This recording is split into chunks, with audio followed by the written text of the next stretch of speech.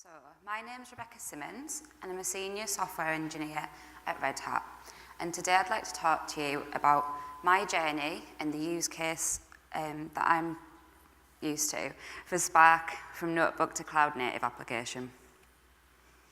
So, the aim of this talk is I want everyone in this room to go away knowing the tools and techniques that I use to go from prototype to production using Apache Spark.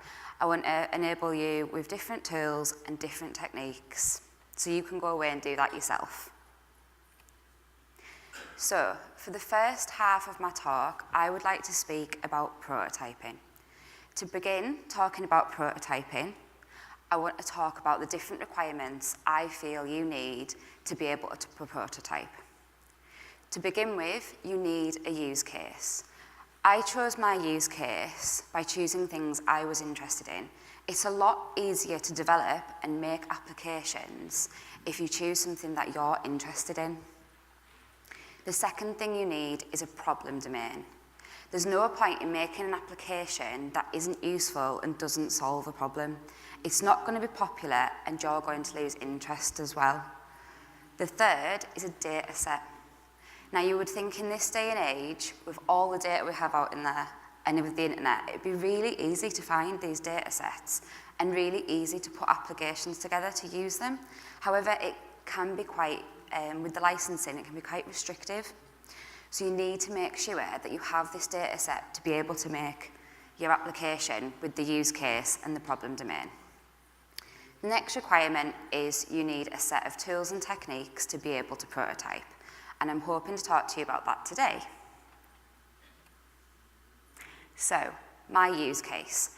I chose to use travelling and wine, two of my favourite things. The problem domain that I decided for this was, where would I travel to find the best wine?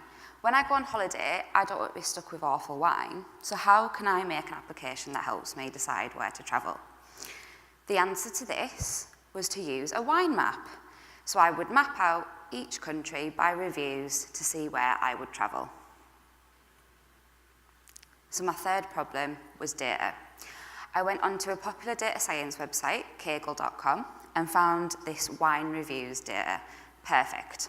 So this consists of the variety of wine, the country the wine originated in, points represents the user review amount, and then this is done by region. So, to begin prototyping, I decided to use a tool called Jupyter Notebook. This is an open source web application where you can create and share code examples. Using this notebook, you have a set of cells. In these cells, you can either enter Markdown language to explain your code to others, or code itself, which is in Python. Using this notebook, you can deploy your code really quickly and easily. From my point of view, this was really great, as I was also getting to grips with Python and hadn't used it that much. So it was really great to be able to sort of go headfirst into the coding part. It also allows you to look at visualizations really quickly and easily. So rather than having to have this application server and go through the web browser, you can just put the code straight into the notebook and see what you're trying to prototype, which obviously for me was really helpful because I wanted to see a map. So that's obviously a really visual thing. So I'm going to show you a demo of the notebook that I used. So, right, this is the wine map notebook. As you can see, the top bit describes that it's going to be this map to help you travel to the countries with the best wine reviews. What you do is you can click on the cell to run the code. This first cell is just the imports for the modules that I needed. Not very interesting. However, this second cell is where we're going to use a Spark session to either get a Spark cluster or build one ourselves. For this prototype, we will just be building a local Spark instance. Once we have our Spark instance, we can then think about what we want to do with the data and how we want to process it. For this example, we're going to use a data frame. This will then use the columns from the CSV file with the wine reviews. So we can see the Spark session has now made our instance. So if we run this, we're then going to have all of the data loaded into memory. As a tip, when I was prototyping, I had a column called description, which was quite wordy and quite large. I didn't want to fit that into memory, so I was starting to sort of filter the data so I could prototype this. Because obviously, once you're loading that data frame in, it is restricted by how powerful your machine is. So the next step was we wanted to do something with this data. So in this cell, if you look here, you can see that I'm pulling out the country and then the points so that I can use these values to populate my map. So we're going to group by country, and then we're going to take the average mean of the points so we know which wine's the best. Then, at the bottom, we're going to run the map and see if it works. So there we go. We've now got this map, and we're going to be able to travel to the countries with the best wine. So you can see here, Canada has got 88, the US 88.1, and you can see that the average rating goes from hot or better, red, to blue, colder or not as well. Good. So we've used this tool to basically get an idea of what we can do. We've got this proof of concept, basically. So it's really easy to set up and get going. You've got all these visualizations you can use. For my example, I just used a map, but you can also use different graphs and different things to analyze your data. It's completely up to you. It was really easy to get going. Like I say, I'm not an expert in Python or Spark, but I found it really easy to set up and start processing the data really quickly. So the next half of my talk, I want to talk about production and how we're going to move from this Jupyter Notebook to actually having a cloud-native application we can use in production. So the next steps for production, I want to move this Jupyter Notebook code into the cloud because I want it to be scalable and portable. I want to be able to add in extra nodes to make it more scalable, to add more data. I also don't want it to be restricted to just the Jupyter Notebook.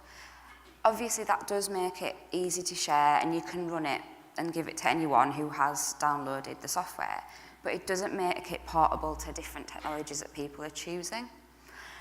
I also want to talk about some tooling and techniques and give a bit of context to what we're going to go on about. I also think having the data in a CSV file isn't very robust, so I want and add a database to be able to store my data in there, and also to make it easier to process and then restore. And the last one is testing. Everyone knows you can't have a production-ready application if you're not going to be willing to do some testing. So, you might have heard me mention cloud-native applications. So, what is a cloud-native application? One, as is in the title, is designed to run in the cloud. Two, they're scalable.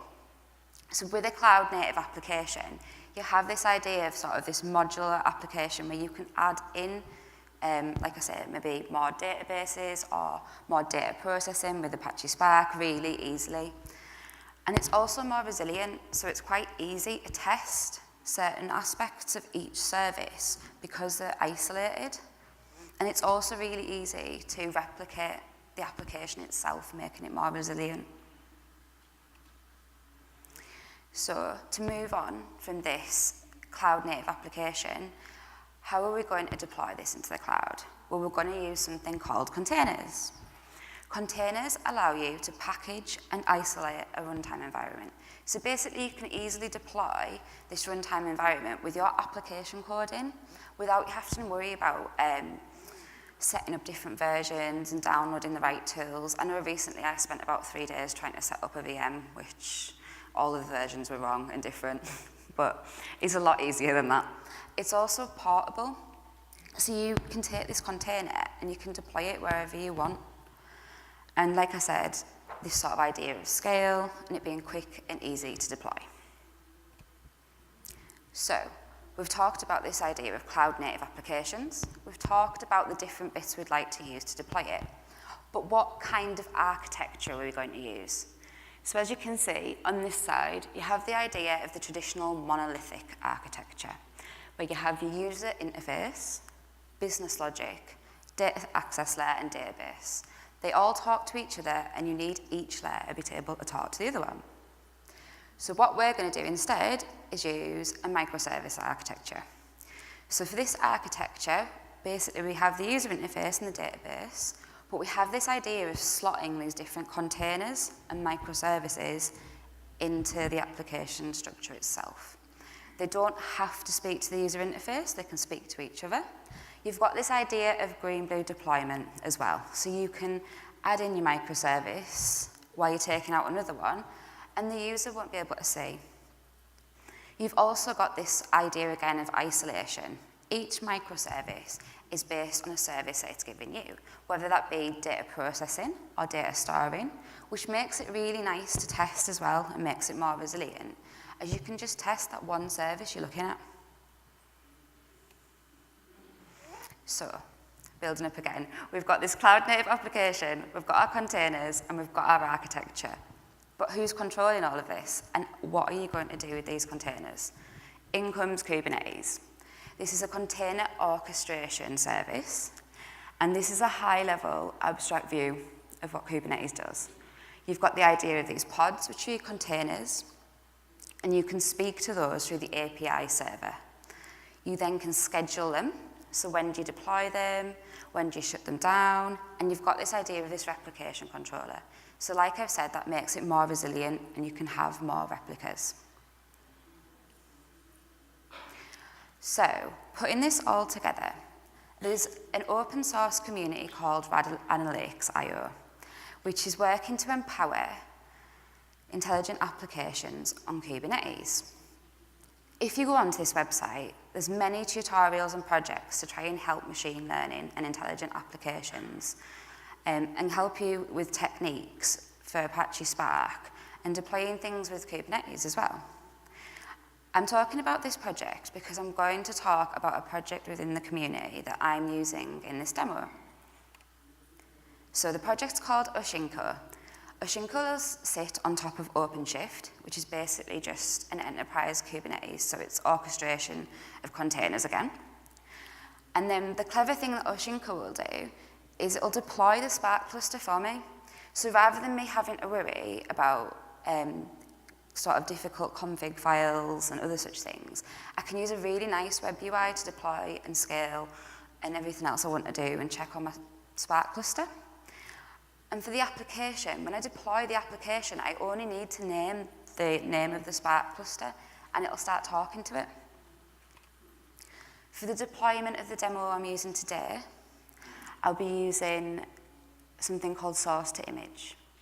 The Oshinko project will take my source code from Git, and then it puts it into this container and this environment that's all set up that'll use Python and Spark.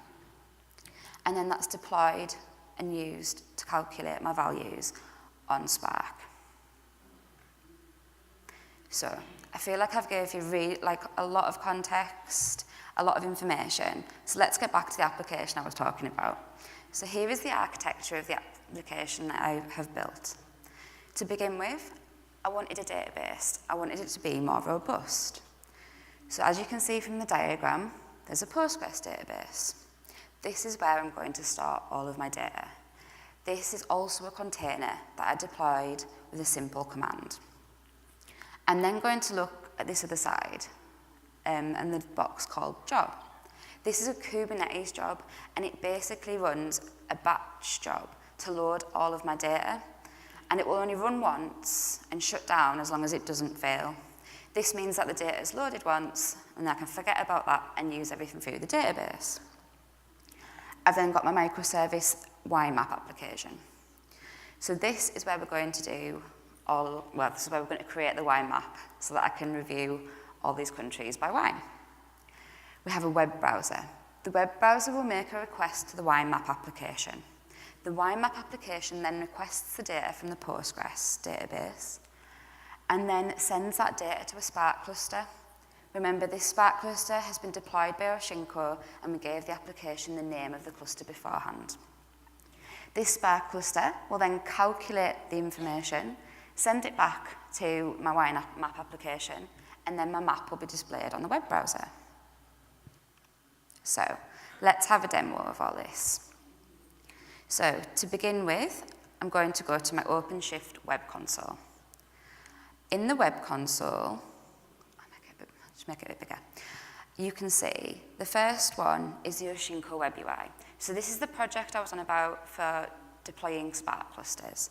So if we click on the link for this, we're then going to go to this web UI. As you can see, there's already a Spark cluster up and running. This is called demo and will be used for the demo today. It has 1 master and 4 workers. If you go to the deploy button here, you can click on that and you can name a new Spark cluster. We'll call this one Sparky. Number of workers we'll call 1. When you deploy that, that will then deploy a Spark cluster easily for you with the name Sparky. If you make a new application, you only need to specify that name for your application to connect to it. If you click on the link, you can get more information and JSON about the different workers and master you have in Spark, and you can go to the Spark web UI to check even more information about what's going on in your cluster. So, as you can see at the bottom, there are my clusters, so they're all running. And today we're going to use demo. So if we go to wine map application, this is the microservice I was talking about. So I've deployed this on here, and if you click on the link to go to the root, we're going to go back to the console, we're going to go into the pod, and we're going to go into the logs, so we can see that it's actually doing some work in the background. And then once this is finished, which it has, we should be able to go back to the browser and see my map. Ta-da! So we now have this map, but rather than it being stuck in this Jupyter Notebook, we've got it deployed on the cloud using sort of Spark clusters. And if we go back to this Spark cluster, you can actually scale out the Spark clusters straight away. So if I go to Sparky and I go to the actions, scale cluster, say we'll double the number of workers. Once you've clicked on that scale button, it then goes off in the background and scales that out for you without you having to do anything at all. So you can then start to test how your application works with more or less workers and whether it's worth having more or less. As you can see there, we've now got 2 workers. So another thing I was talking about was testing. I also added testing to this using something called Travis. So everything's stored in a GitHub repo, and then I write my own tests to test that the application starts up properly, the template's made, and that we can get this wine map in the end. If you can see from the logs when it was run last, it begins here by making the test. And here we have the Postgres database, and we have success. So I want to show you a slide which is earlier on in my talk, so I'll go back to it. And this is some of the code for the actual test. Rather than just showing you logs and lines of code, I thought I'd show you a zoomed-in version of part of it. So the first part is the test command. This uses the OpenShift testing client, and so it will make a cluster for you. And then you can basically test the different deployments and the applications. So this one, we're going to try until text. So when you deploy things, text obviously the output of this. And so what we're going to do is we're going to use new app to make a template using this Shinko Python Spark. So this deploys your Python and your Spark for you. We're going to call it wine map, and then that's the GitHub URL. So it'll go and pick that user code from GitHub, and it puts that into that image. And the expected result is success, as we saw in some of the logs. So if I go back to here. So in conclusion, I would love you all to go away and start prototyping your own applications. From my experience, I really enjoyed using Jupyter Notebook. It really helped me, especially without having any sort of prior knowledge with Python and Apache Spark. It's really easy to get started and processing and making your own applications. I hope that some of the tools and tips and some of the information I gave you about cloud-native applications will also help you make your own cloud-native applications. And I would love you to go and visit Red Analytics.io and try some of the tutorials and just get a taste of what you can do as a developer. Thank you so much for listening to me. This is my Twitter handle, @BeckySimmonds. It's also my email address, and at the bottom is the URL for the wine map application I showed you today. Thank you very much for listening.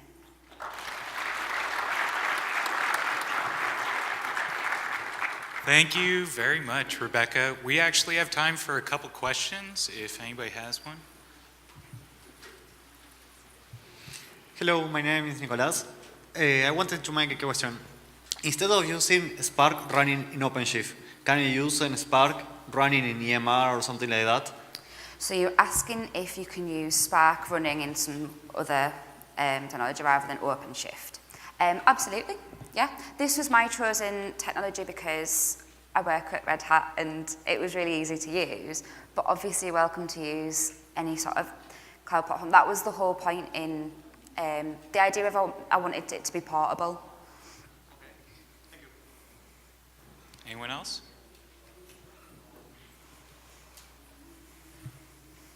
Hi, my name is Ronnie. So I wanted to know, once you have your code in your notebook, how do you compile and run your notebook? Are you just running it in the form of containers, or where is, like, if I write say Spark code, it is Scala, right? You have to compile it in the form of a jar file or something. Where is that happening?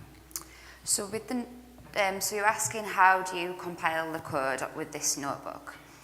With the notebook, it runs it all for you. You just enter the code into the cell, and I think you can click run through the menu, but I've been using a shortcut, and it just runs that for you. The application I've downloaded is Anaconda, and that downloads all your Python for you in the notebook, and quite a few of the features as well. The only thing you might have to do yourself is install modules that don't come included in that. Awesome. Any other questions? I think I have the same question as my friend. So after the prototyping is done, how the exporting of the code is happening in this pipeline? So how you make the way from the Jupyter Notebook to the container? Oh, right, okay, sorry. Oh, right.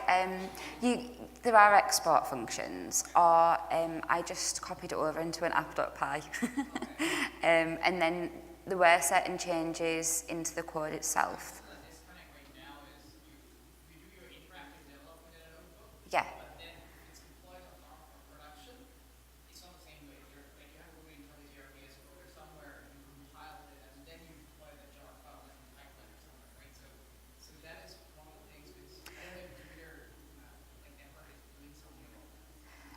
No, so that's where the source to image comes in. So my application code is stored in the GitHub repo. And then when I run the new app command with this image, the image has Python and Spark already included in that. And as you deploy it, it then injects your user code in. For this example, when I load the data, I just have an application.py file that's part of an image that it runs. So that image is just there to run that as well. But yeah, that's a good point. Sorry for answering the wrong question first. All right. Thanks again, Rebecca. Thank you very much.